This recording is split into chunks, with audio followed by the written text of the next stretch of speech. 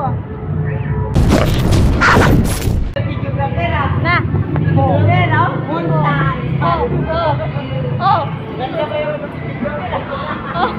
Yun o. Malabal muna tayo, magkabalabal.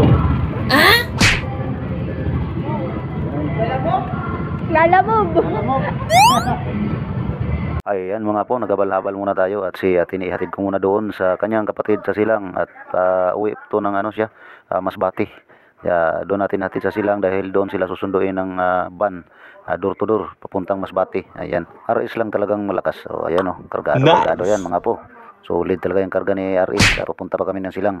Ayan malupit. Sana makarating tayo ng maayos. Noong isang araw, narkila naman tayo papuntang Batangas dahil bumili si Chief Marlon ng service niya na kotse.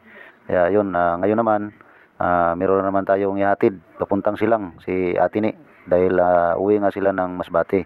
Kaya ito, sumakay na si Atini. Ayan, ang late pa naman ng aking pasahero ngayon, tapos may karga pa. Diba? Ayan na nga, nakasakay na nga si Atini. Medyo nahirapan na nga sa kanyang mga daladala. Sobrang dami naman talagang dala ni Atini. Ayan, yan, may saklay na bag sa kabila, mayroon pa doon sa kabila. Yan, hawak yan, diba? Pero dami talaga. Ano na nangyari dyan, Atini? Para ka nang pinalayas na natin ya. Parang hindi ka nababalik ka. Hindi ka na tali ang bag mo. Bigyan mo lang dapat.